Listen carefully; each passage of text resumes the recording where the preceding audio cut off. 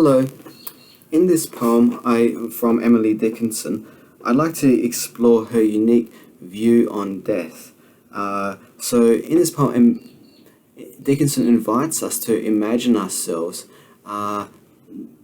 being basically in a coffin on a hearse, being taken to a cemetery. So she has quite an unusual view of death, and that plays out in poem 7:12.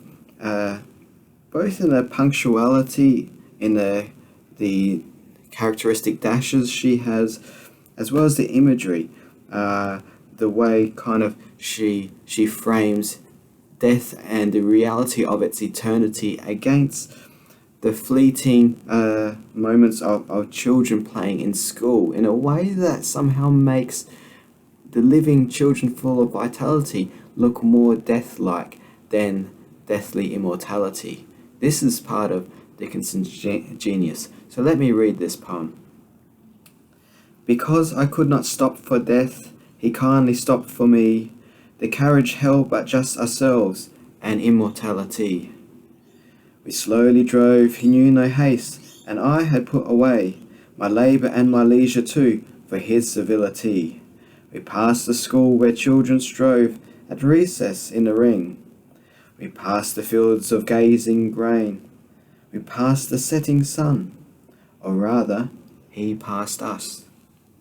The dews drew quivering and chill, for only Gossamer and my gown, my Tippet only Tulle. We paused before a house that seemed a swelling of the ground. The roof was scarcely visible, the cornice in the ground. Since then 'tis centuries, and yet feels shorter than the day. I first surmised the horses' heads were towards eternity.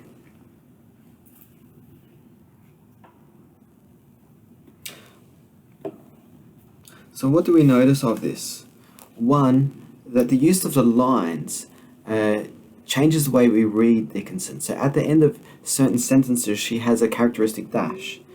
And this changes the way we breathe when we read.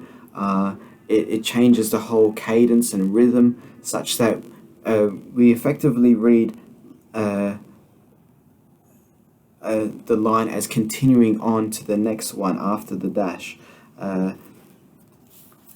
So there's that kind of way she's messing with traditional the spacing and the traditional layout of a poem.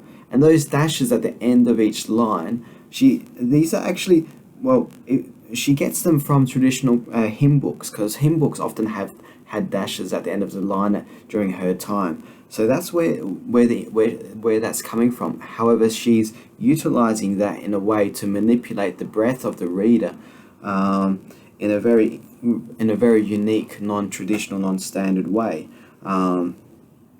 So there's that aspect to the poem.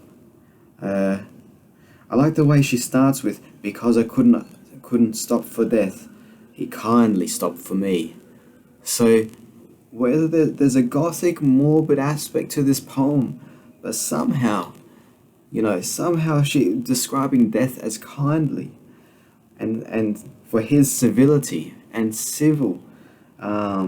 So she is playing with paradoxes here, paradoxes of life and death, good and evil, eternity, and the fleeting moment. There's almost a contemplation on death, which is a very old Christian idea.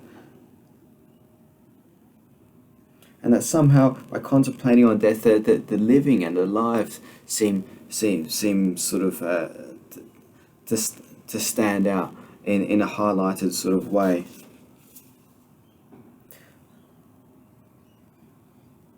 Yes.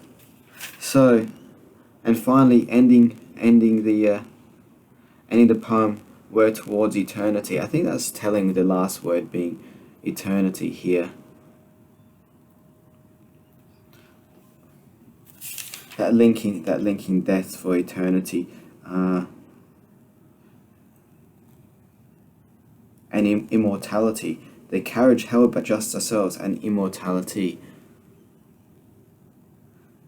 So it's kind of, there's something strangely optimistic. I think for me there's something a bit more optimistic than in this poem than his poem 216, The Safe in the Alabaster Chambers. That has a kind of morose sort of feel to it, an ethereal sort of ghostly quality.